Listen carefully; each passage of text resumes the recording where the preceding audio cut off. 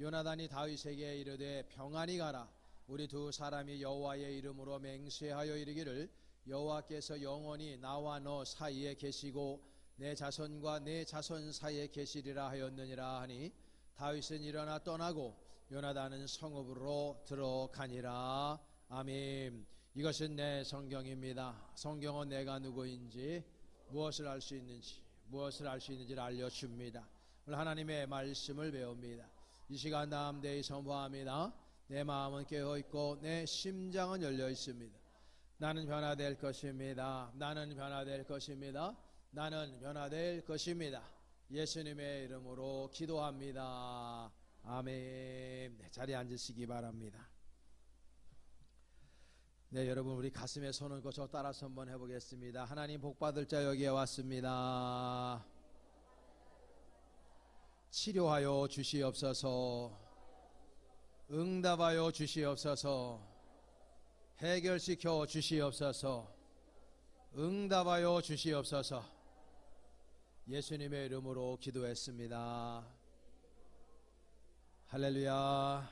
아멘. 우리 주변분들 서로 인사하겠습니다. 오늘도 승리하셨습니다.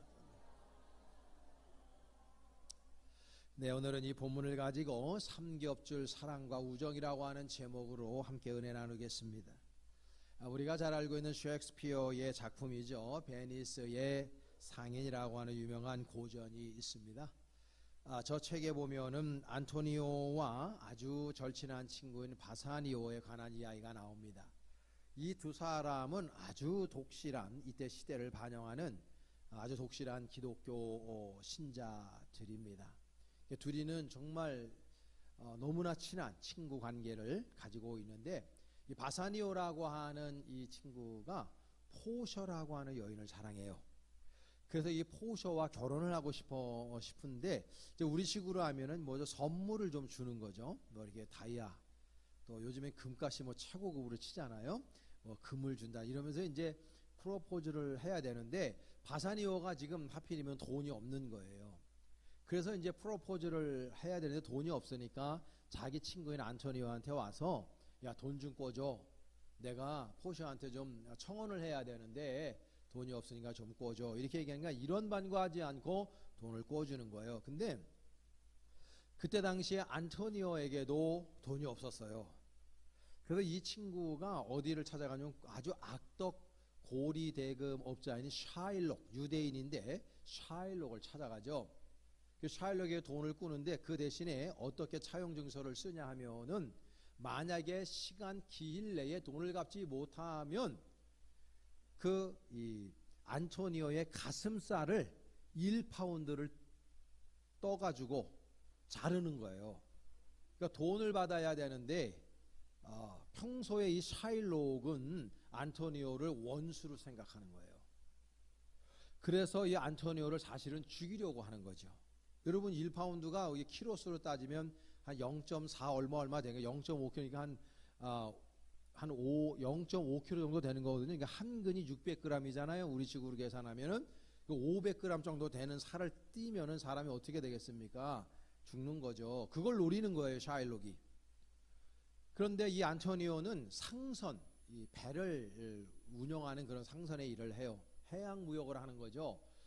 그래서 이제 샤일록한테 돈을 꾸더라도 배만 들어오면 금방 돈을 갚을 수 있을 거라 생각을 하는데 사건이 터져요. 어떤 이유 때문에 그 상선들이 다시 베니스로 들어오질 못합니다. 그러니까 기간을 넘기게 되니까 이 샤일록이 안토니오를 고소하게 되고 둘이 법정에 서는 거예요. 재판관 앞에서 하는 이야기가 뭐냐면 이 사람이 나하고 계약을 맺었는데 그 시간 내에 기일 내에 돈을 갚지 못하면 가슴살을 내가 1파운드를 떼어가기로 했다. 이런 이제 이야기를 하는 거예요. 근데 이 모든 그 스토리를 포셔라고 하는 바사니오의 아내가 된 아주 그 여자가 현명한 여자인데 이 여자 그걸 듣고 옛날 시대니까는 법복을 어디서 이렇게 구해서 자기가 변호사도 아닌데 변호사인 것처럼 해서 법정에 나타납니다. 포셔 여인이. 그래서 이 변호사가 그래도 어떻게 살을 띄어가냐. 사람이 죽는데 그러면서 have a mercy. 자비를 베풀어 달라는 거죠. 자비를 베풀어서 용서해 주고 그냥 돈으로 받으면 어떠냐. 그때 당시에 친구인 바사니오도 그 법정에 같이 있었고, 바사니오가 얘기하는 거야. 샤일록한테, 내가 안토니오가 당신한테 빌린 돈의 3배를 쳐서 갚아줄 테니까, 우정이 너무 진하니까요. 그러니까 내 친구를 살려달라. 그래도 샤일록은 전혀 굽히질 않아. 왜냐하면 그 죽이는 게, 안토니오를 죽이는 게 목적이었기 때문이에요. 그 순간에 이 포셔라고 하는 이 현명한 여인이 마치 솔로몬이 짜낸 것처럼 굉장히 지혜로운 이야기를 합니다. 베니스의 법에 의하면, 그래, 당신이 말 그대로 딱 1파운드의 살을 띄어가라. 가슴살을 띄어가는데 절대로 피를 내서는 안 된다. 말이 돼요, 안 돼요? 가슴살을 떼어내려가는데 피가 나, 안 나? 100% 나는 거야. 당신 계약서에 보니까 피는 포함되어 있지 않아. 그러니까 1파운드를 가져가긴 하는데 절대로 피 내면 안 돼.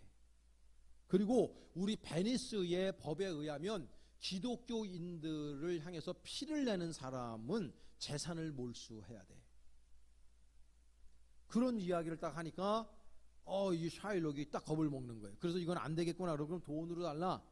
그 재판관이 이걸 가만히 보고 있다 보니까, 당신은 법정에 들어와서 지금까지 초지일간 살을 띄어가는 것을 이야기했지 돈을 달라고 하지 않았다. 근데 우리 베니스는 절대로 외국인이, 이게 유대인이잖아요, 샤일록이. 외국인이 우리 베니스의 국민, 시민의 생명을 위협하는 것은 절대로 가만둘 수가 없다. 그래서 그 샤일록의 모든 재산을 몰수해버려요. 그리고 이 사람들은 아무 일 당하지 않고 세 친구가 함께 웃으면서 자신들의 집으로 향하는 것으로 베니스 상인은 끝이 납니다. 재밌죠, 그렇죠? 굉장히 지혜로운. 그래서 이 베니스 상인을 보면은 먼저 포셔라고 하는 여인, 이 지혜로운 여인이 야 대단하다 이렇게 이제 하지만은, 실제적으로 여기서 베니스 상인에서 이야기하려고 하는 주된 메시지가 뭐냐면 안토니오와 바사니오의 이 아름다운 우정에 관해서 이야기하고 싶은 거예요. 사실은 여러분, 그 법정에 서서 자신의 가슴살을 띄어간다는 거는 자기가 생명을 지금 내놔야 된다는 그 상황 속으로 몰린 거잖아요. 내가 쟤한테 돈만 안 꿔줘서 내가 이런 위기 상황에 처할 필요가 없다라고 얼마든지 안토니오는 생각할 수 있었지만, 절대로 바사니오에 대해서 원망의 마음은 이만큼 갖지 않아요. 더 나가서 법정에서 바사니오는 친구의 돈을 3배나 내가 갚아줄 테니까 용서해달라고 샤일록에 그렇게 간구를 합니다. 이 두 친구의 우정은 돈이든지 생명이든지 갈라놓을 수가 없는 거예요. 이 두 친구 사이는 벽이 없었던 거예요. 여러분들은 이런 친구 있습니까? 제가 신학교 다닐 때에 가장 많이 이렇게 공부했던 분 중에 하나가 함석헌 선생입니다. 이분이 시를 졌는데 그 사람을 가졌는가, 유명한 시예요. 다 전문은 뭐 제가 시간 관계상 담아놓지를 않았고요. 한번 여러분 들어보세요. 말리길 나서는 길, 처자를 내맡기며 맘 놓고 갈 만한 사람, 그 사람을 그대는 가졌는가. 온 세상 다 나를 버려 마음이 괴로울 때에도 저 맘이야 하고 믿어주는 그 사람을 그대는 가졌는가. 탔던 배 꺼지는 시간, 구명 때 서로 사양하며 너만은 제발 살아다오 할 그 사람을 그대는 가졌는가. 잊지 못할 이 세상을 놓고 떠나려 할 때 저 하나 있으니 하며 빙긋이 웃고 눈을 감을 그 사람을 그대는 가졌는가. 온 세상의 찬송보다도 아니 라고 가만히 머리 흔들 그 한 얼굴 생각에 알뜰한 유혹을 물리치게 되는 그 사람을 그대는 가졌는가. 참 귀한 시입니다. 인생을 살아가면서 정말 그런 사람을 그대는 가졌는가. 내 목숨보다도 귀중한 그 사람, 내가 먼 길 떠날 때 내 처자식을 아낌없이 맡길 수 있는 그 사람, 내가 이 보트가 배가 가라앉을 때 너만은 살아다오 하고 그 생명조끼를 오히려 줄 수 있는 그런 사람을 그대는 가졌는가 묻고 있어요. 이 진정한 친구라는 것은 그 존재만으로 평안하고 나에게 기쁨과 든든함을 주고 있다.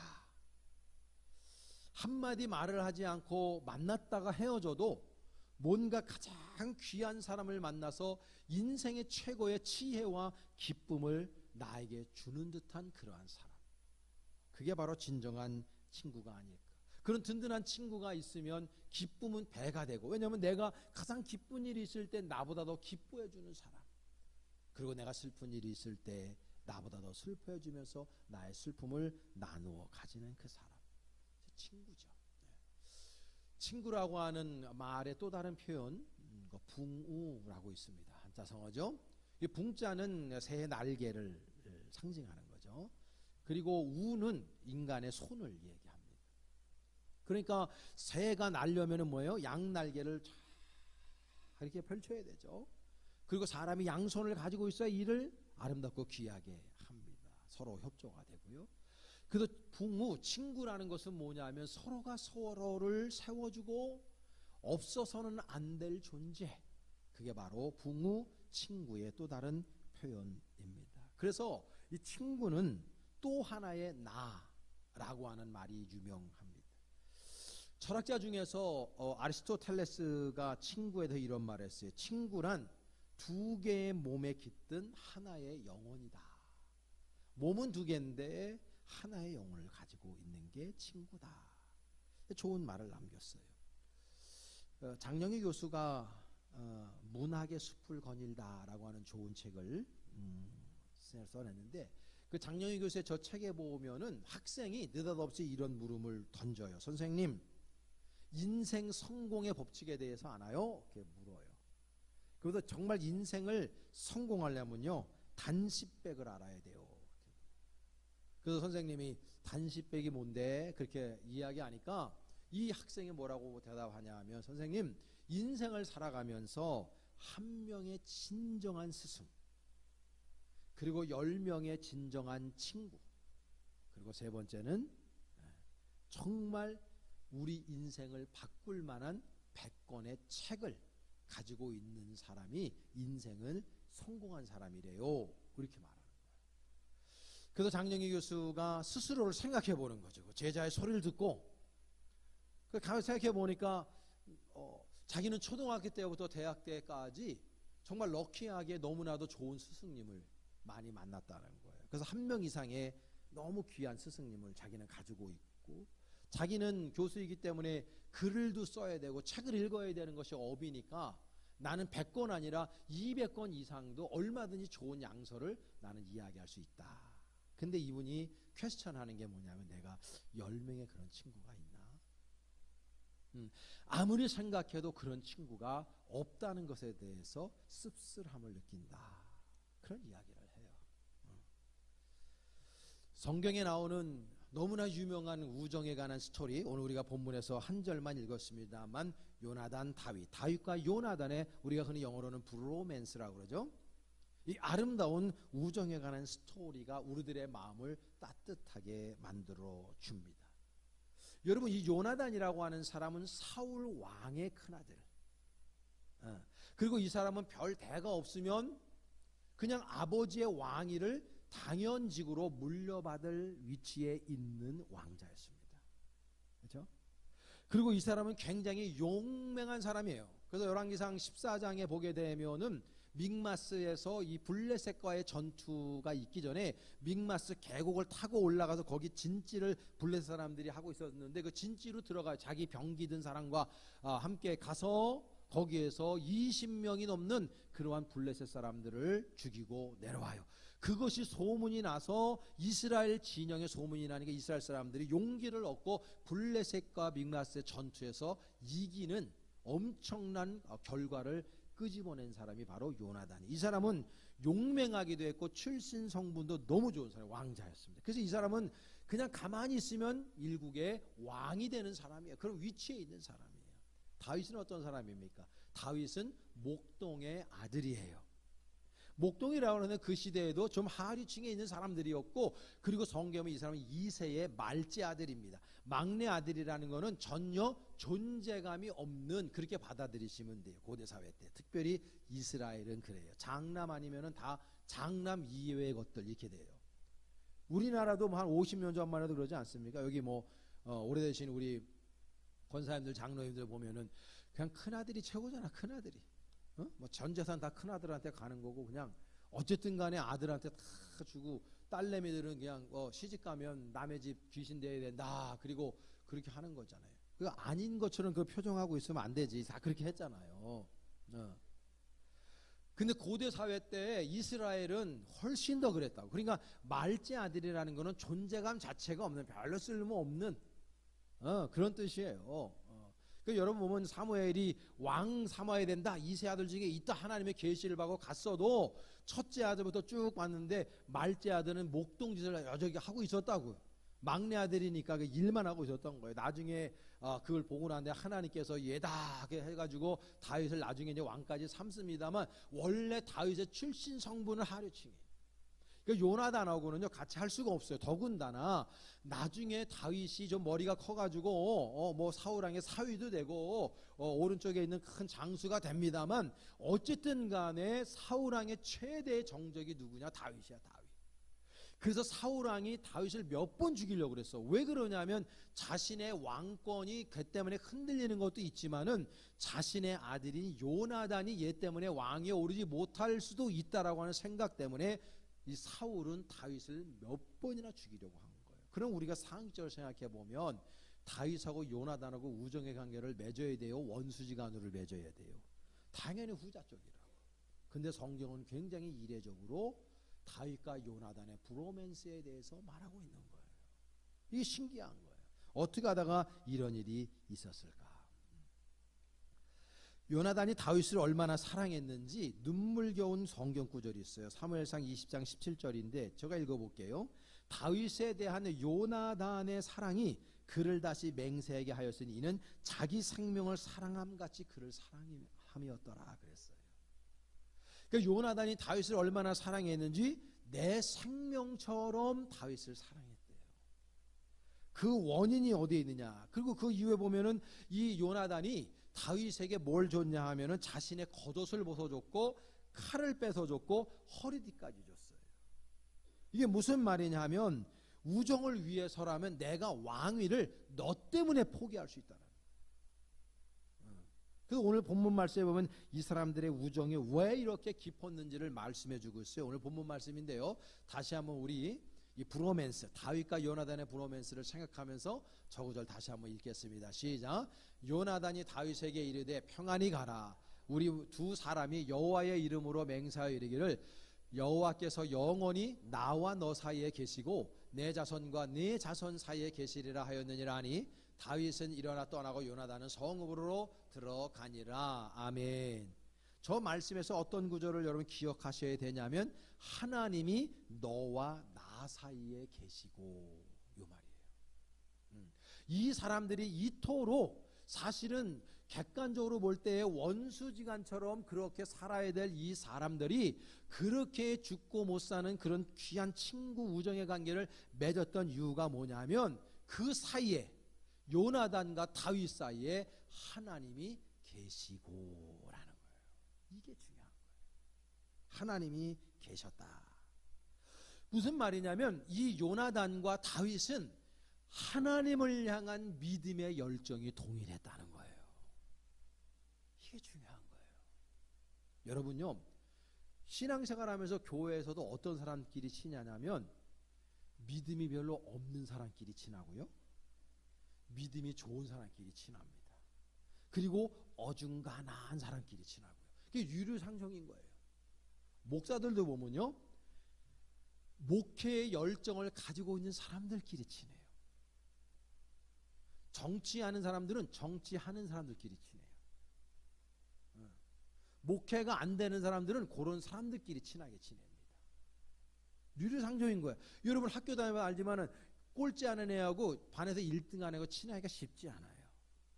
공부 못하는 애들은 못하는 애들끼리 보편적으로 친해요. 뭐 다 그렇지 않아요. 보편적으로 그래요.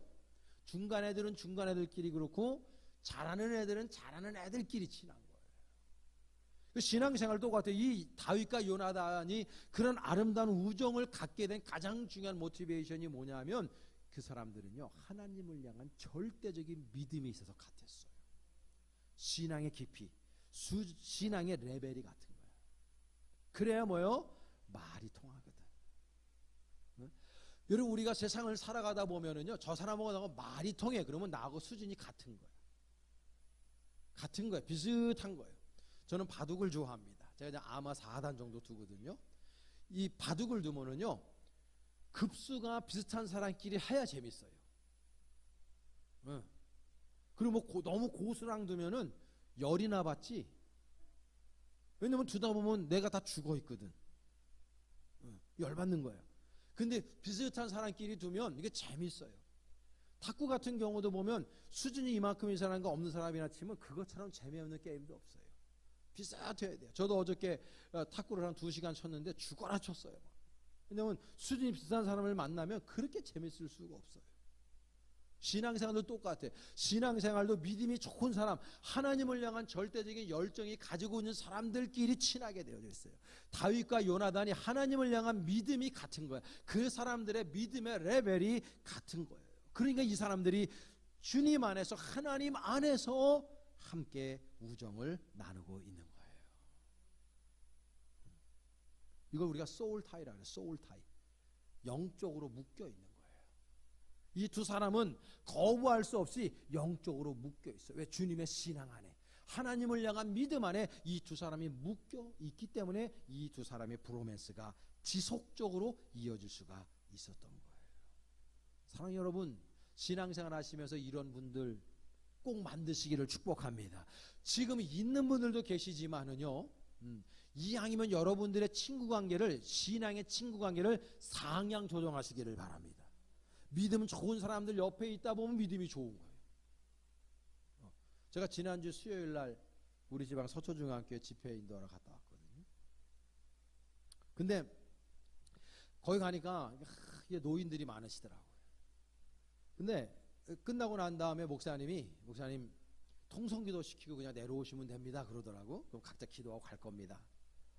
그래서 이제 알았습니다. 그리고 제가 이제 찬송가를 두 곡 막 부르는데 하나님께서 그 가운데에 마음이 아픈 자들이 있다는 거예요. 그래서 네가 선포해서 안수해야 될 사람이 있다. 모든 교인들도 안수할 수는 없지만 제가 그래서 선포했어요. 찬양 부르다가 이 중에서 혹시 기도의 제목이 있는 분은 앞으로 나오시라고. 그랬더니 그런 경우가 많이 없었는지 좀 경직이 돼 있어요. 그래서 제가 뭐 진담이지만 우스갯소리로 내가 애 낳게 하는 전문입니다. 혹시 그거 다 노인들만 앉아 계시니까 혹시 사라처럼 그런 기적을 원하시는 분들 나오셔도 됩니다. 그러면서 던졌어요, 멘트를. 그리고 통성기도를 확 시키는데 안 나와. 한 70명 80명 앉아 계시는데 안 나와. 그러더니 이제 한 1분쯤 막 기도했는데 4분이 나오더라고. 4분이 걸어 나와. 4분이 걸어 나와. 4분이 걸어 나오는데 제가 그분도 안수했는데 그분 두 사람이 입신 들어가더라고. 그 전에 입신이 들어가. 근데 이게 중요한 게 아니고 거기에 전도사님들 같은 분들인데 이분들이 입신 들어간 걸 못 보았나 봐. 입신 들어가면 내비둬야 되는데 입신 이거 넘어질 거 아니에요. 누우니까 바로 깨워. 일어나라고. 그 사람은 두 입신 들어간 사람이 정신을 차리고 일어나는 거야. 입신 들어가자마자. 근데 이분들 마음 안에 뭐냐면 성령의 은혜가 임했어. 힘이 뜨거워진 거야. 그러니까 강단에 나와가지고 제가 끝에 나가다 보니까 무릎 꿇고 기도들 하고 계시더라고요. 신앙의 수준도 맞아야 뭘 하는 거예요. 맞아야 뭘 하지. 네? 여러분, 나 저 사람하고는 대화가 안 돼. 한국말을 하는데. 여러분 주변에 그런 사람이 있어요. 그런 사람이랑 절대 친구 관계 못 맺어요. 대화가 안 돼. 대화가 안 돼. 왜냐하면 신앙의 수준이 안 맞으니까 꼭 신앙 없는 말만 해. 본인은 그게 굉장히 합리적이고 세상적으로 자기가 맞다고 생각해요. 근데 신앙적으로 딱 따져보면 얼마나 그게 우둔한 소리인지 알 수가 없어. 나는 바보 멍충이에요. 그러면서 자기가 진짜 수준이 높은 사람인 것처럼 착각을 한다. 여러분 어디에나 고수가 있고요, 전문가가 있어요. 여러분 신앙생활하면서 좋은 친구들 많이 사귈 수 있기를 간절히 축원합니다. 그렇다면은 이 요나단과 다윗처럼 아름다운 관계를 맺기 위해서 뭐 너무나 많은 이야기할 수 있는 오늘 두 가지만 말씀드리려고 그래요. 신앙적으로 첫째는요, 이런 브로맨스를 하기 위해서는 반드시 여러분들이 함께, 이 함께라는 말이 중요해. together, with, 함께 예배의 자리에 계셔야 되는 거예요.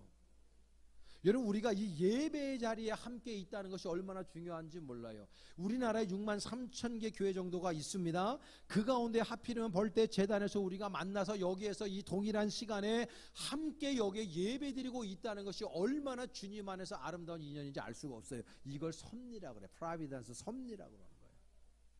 우리는 어떻게 우리가 주님 안에서 우정을 쌓을 수 있느냐? 예배 드리면서 우정을 쌓을 수 있는 거예요.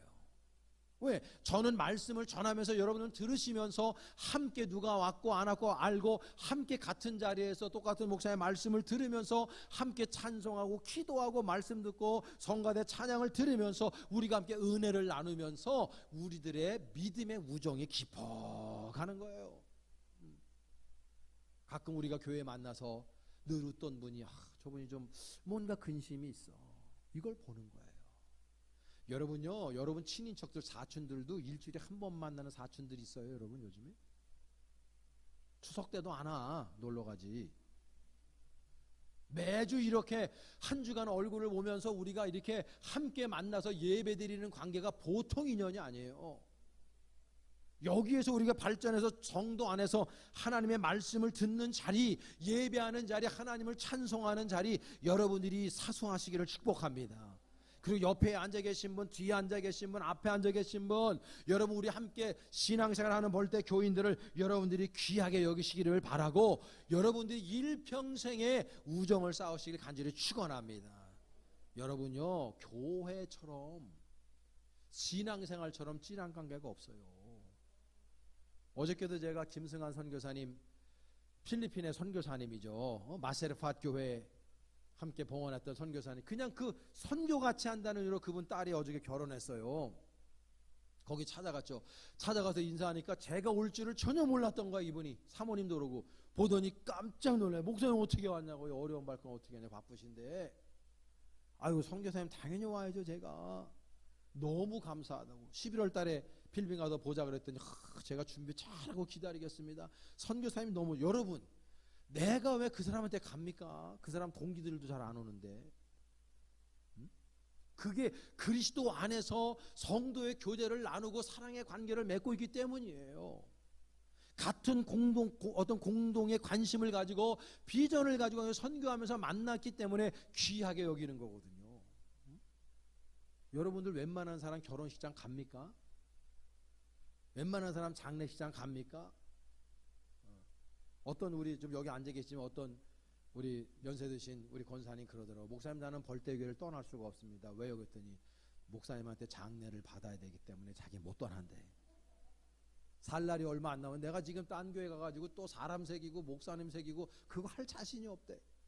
그 내가 잘 생각했다 그래서 내가 장례 잘 치러드릴 테니까 걱정하지 마시고 하늘나라 가라고 그랬어요. 굉장히 귀한 거예요. 이 신앙의 공동체에서 함께 만나는 거, 함께 예배의 자리에 있는 거, 귀한 거. 그럴 때 한 사람이 흔들릴 수 있어. 삶 때문에 흔들리고 신앙 때문에 흔들릴 수 있어. 그럴 때 한 사람이 버티면서 손 잡아주고 다시 우리 걸어가자. 그런 신앙의 동지들이 여러분들이 있기를 간절히 축복합니다. 함께 시험에 들어가고 헷갈리지 말고. 신앙생활 하다 보면요, 늘 부정적인 말, 비판적인 말로 열정과 확신으로 나아가는 것을 꼭 브레이크 잡는 사람들이 있어요. 제가 많이 산 인생은 아니지만 인생 살아가면서 반드시 절교해야 되는 사람들이 있더라고. 근데 이거 뭐 저만 느끼는 게 여러분 다 느낄 거예요. 우리나라의 그 인지심리학자 중에 제일 이제 공신력이 있고 텔레비에 자주 나오는 거 김경일 교수라고 있어요. 그분이 반드시 절교해야 될 첫 번째 사람이 누구라 그랬냐면은 나를 쓰레기통으로 아는 사람이라 그랬어요. 무슨 말이냐면 그 인간만 만나면 내가 쓰레기통이 된 기분이야. 맨날 부정적인 얘기를 하니까. 맨날 비판적인 얘기만 하니까. 남 욕하는 얘기만 하고, 안 된다는 얘기만 하고. 그러니까 내가 그 사람을 만나면 내가 쓰레기통이 된 기분인 거야. 국가가 어쩌고 저쩌고, 사회가 어쩌고 저쩌고, 집안이 어쩌고 저쩌고, 마누라가 어쩌고 저쩌고, 새끼들이 어쩌고 저쩌고, 부모가 어쩌고 저쩌고, 교회 공동체 하면 누가 어쩌고 저쩌고, 어쩌고 저쩌고. 계속해서 부정적인 얘기만 들으니까 내가 쓰레기통이 된 기분. 만약에 당신한테 쓰레기통이 되는 기분으로 만드는 사람과 반드시 절교해야 된다. 절대 인생에 도움이 안 된다. 해가 되지. 여러분 그런 사람 있어요? 오늘부로 연락을 하세요. 너랑 절교다. 끊어버려. 그리고 카톡 다 지우고 전화번호 지우고 그리고 이제 스팸으로 딱 지정을 해놔. 전화 오면 그냥 끝내버리기. 여러분 신앙이라는 게 뭐예요? 신앙은 이미 그 단어 안에 100% 긍정이라는 소리가 들어있는 거 아닙니까? 그렇잖아요. 믿음 생활하면서 왜 자꾸 부정적으로 신앙생활을 합니까? 여러분 우리 신앙생활하면서 반드시 사귀어야 될 친구가 누구냐? 긍정의 마음을 가지고 날마다 믿음의 언어를 토해내는 그러한 신앙인을 친구로 삼으셔야 됩니다. 그래야 여러분도 그런 사람 되는 거예요. 만약에 신앙생활에 자꾸 목사님 가십하고 교회 가십하고 다른 교인들 가십하고, 제가 하나는 내가 용납하는 게 뭐냐면 사역자들은 목사를 씹어야지 산대. 사역자들은 부목사님이나 전도사님 이런 분들은. 근데 그거는 이건 내가 많이 가끔 얘기해요. 밥 먹으러 갈 때 니네끼리 가라. 나 많이 씹어 먹어라. 반찬 삼아서. 근데요 여러분 우리가 삶을 살아가면서 누군가를 씹을 수 있어. 간혹가다 너무 열받으니까. 근데 그게 습관화돼 있어요. 당연하게 생각해요. 문제 뭐냐면 쥐는 올바로 쥐는. 여러분 그 심리 상담하는 의사들 있잖아요. 정신과 의사들. 이 사람들이 맨날 하는 얘기가 뭐냐면 정신과 치료를 자기들이 하니까 정신과 치료 누가 받으러 오냐 하면요 다른 사람의 마음을 아프게 한 사람은 하나도 안 온대. 아픔을 당하는 사람이 오는 거야. 돌 던진 놈은 안 오고 돌 맞은 놈만 오는 거예요. 제가 목회하면서 하나 배운 큰 진리가 뭐냐면 나를 아프게 하는 사람이 있어 없어? 대답 좀 해보시라니까.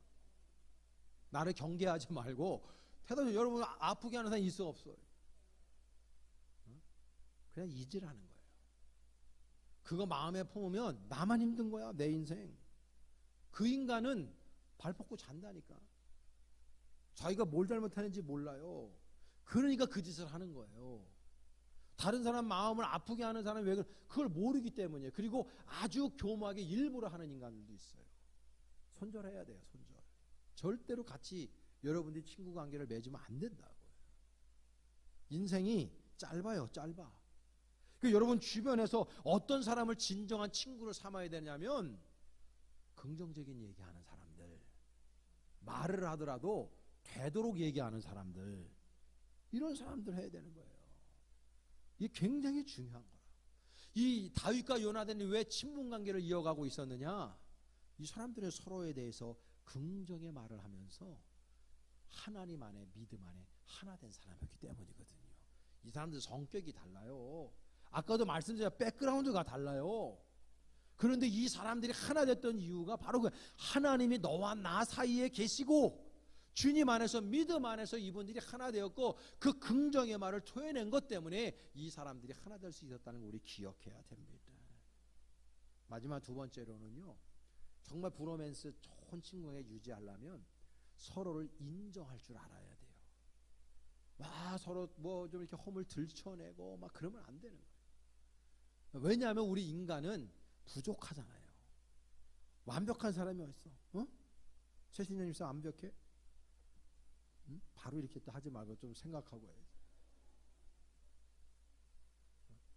우리 다 불완전하다고.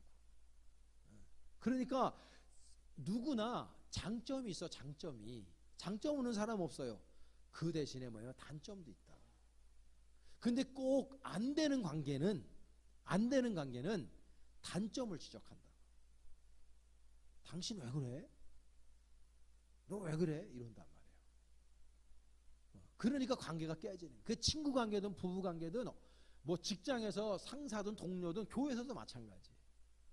그 관계가 아름답고 귀하게 유지되려면 상대방의 허물을 덮어줄 줄을 알아야 돼요. 왜? 우리 인간은 연약하잖아요. 제가 요즘에 손주 보는 맛에 살아요. 근데 이 새끼가 한 3주 전부터 침을 절대 흘려. 그러면은 내가 이렇게 들고 막 알려고면은 침을 할아버지 얼굴에 막 흘려. 침 세례를 받아. 근데 저는 기분이 좋아. 내 새끼니까. 이게 신기해. 근데 여러분들이 볼 때 더러 그럴 거라고. 남의 새끼니까. 아마 저도 그럴 거예요. 그러니까 그 새끼가 내 새끼니까 그냥 뭐든 하는 게, 밥 먹을 때 어저께도 막 똥 싸는 거야. 엄마 아버지 할아버지 밥 먹는데 똥을 싸고 있어. 냄새가 나. 그런데도 귀여워요. 이뻐요. 그게 사랑하기 때문에 그런 거거든. 그러면은 그 침을 제대로 할 때 가만 놔두지 않아. 항상 수건을 옆에 두고 닦아준다고. 에이 놈의 새끼 언제 철들래. 근데 그것도 욕이 아니라 이뻐서 그러는. 그리고 침을 닦아주게 돼.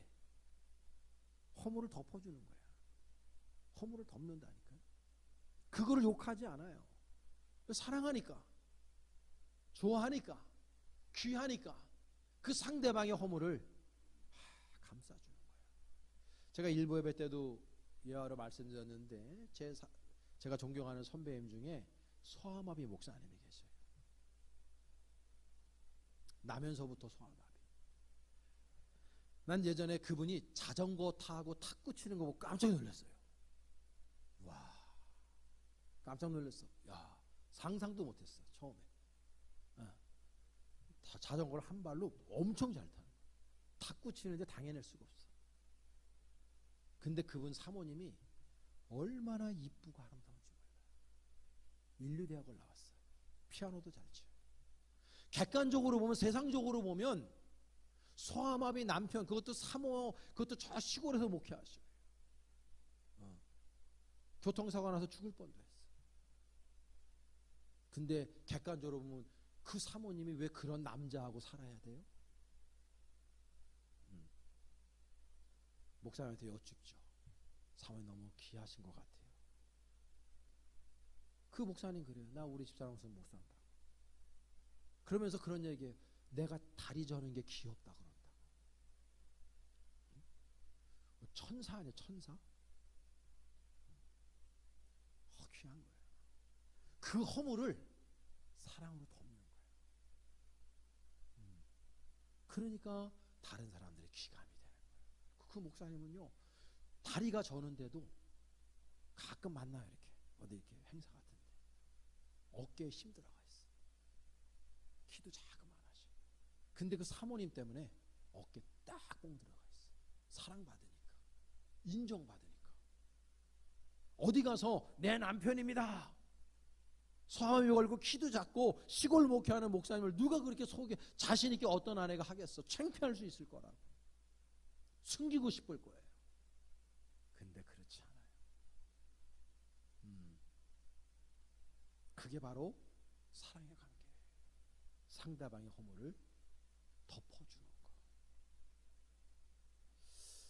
저희 선친이 예전에 그 친구들이 계셨는데 아주 친하게 친한 친구들이 있어요. 그 중에 이제 장로님이 한 분 계신데 미국으로 오래전에 이렇게 이민 가셨어요. 근데 몇 년에 5년, 7년 한 번씩 오셨는데 제가 초등학교 5, 6학년 때 우리 집에 오셨어요. 근데 거기가 이제 딸이 있고 그래가지고 항상 우리 아버지가 너는 그 딸하고 결혼을 해야 된다. 나 의지에 상관없이 그러더라고. 한 번은 이제 딸이랑 같이 왔는데 야 생긴 게 내 스타일이 아니더라고. 내가 5, 6학년 됐는데도 나의 스타일이 아니야. 그래서 나는 아버지 안 한다고. 그랬더니 이제 또 마음을 바꾸셔갖고 지금 저 거여중학교에 지금 은퇴하셨어요. 그 목사님도 전교 목사님이라고 있는데 그 목사님 딸이 둘이에요. 거기랑 또 맺으려고 했는데 한 번 또 이제 같이 봐. 그때는 청년 때 봤어. 딸 둘인데. 근데 그것도 아니야. 내 스타일이 아니다. 그래서 내가 아버지는 좀 제발 그러지 마시고 좀 내 스타일을 좀 데려오라고 내가 그러면서 이제 리젝했던 경우가 있는데요. 그 두 분도 다 친하셨는데 박봉감 목사님이라고 있어요. 지금 대전 사셔요. 은퇴하시고 키가 컨체에 크시고 모건대학교에서 그 옛날 사진 청년대 찍은 거면 한 사람만 우뚝 서 있어요. 1m 한 85쯤 되고 아들 둘이 다 1m 90이 넘어요. 근데 그 박봉관 목사님이 저희 선친이 이제 이 간암 수술하고 그 병원에 연대 세브란스에 10일 그때 계셨을 때 하루도 빼놓지 않고 그분이 그때 군자에 계셨어. 군자. 우리 앙금성 권사님 고향이 군자거든. 군자. 군자에서 하루에도 신촌 세브란스까지 2번 3번 면회로 오셨어. 하루도 빼놓지 않고. 와가지고 저는 아버지 이제 내가 병수발 하니까 계속 거기 있잖아요. 오셔가지고 말도 안 해. 장영, 우리 아버지 나이가 좀 죽거든요. 장영 몸 좀 어때? 그 우리 아버지 괜찮아. 그리고 말을 안 해. 그리고 1시간 2시간 그냥 앉아있다 가셔. 그거를 하루에 2번 3번 했다니까요. 그래서 저희 아버지 돌아갔을 때 와가지고 우시는 분이에요. 지금 제가 가끔 1년에 몇 번 연락드립니다. 목사님 건강하세요. 건강하다고. 브로맨스죠. 귀한 거예요. 목회하면서 그런 친구들을 사귀길 원해요. 저도. 여러분과 그런 사귐을 갖기 원하고 또 목사님들과 그런 사귐을 갖기 원하고. 여러분 전도서 4장 12절에 보니까 너무 유명한 말씀이 있어요. 우리 다 같이 합독해 볼게요. 한 사람이면 패하겠거니와 두 사람이면 맞설 수 있나니 세 겹줄은 쉽게 끊어지지 아니하느니라. 아멘. 하나님이 너와 나 사이에 계시고 하나님과 여러분과 제가 함께할 때 삼겹줄처럼 절대 끊어지지 않는 우정을 맺을 수가 있는 겁니다. 여러분 사이에 하나님과 또 제가 함께 있으므로 여러분 사이에 더 끈끈한 주님의 성도의 교제가 이루어질 줄로 믿습니다. 여러분 우리 교회 그리스도인들끼리 더 깊이 있는 영적인 친교와 관계를 맺으면서 정말 이 험한 세상 아기관여가 살기 정말 힘든 이 세상에서 서로 의지하고 서로 축복하고 서로 이해해주고 서로 보듬어주고 서로 용기를 줄 수 있는 복된 관계 우리 벌떼 모든 교우들이 만들어갈 수 있기를 간절히 축복합니다. 여러분 사랑합니다. 여러분 사랑합니다. 우리 더 친하게 지낼 수 있기를 간절히 축복합니다. 우리 주변보다 앞뒤보다 서로 인사합니다. 사랑합니다. 우리 친하게 지냅시다.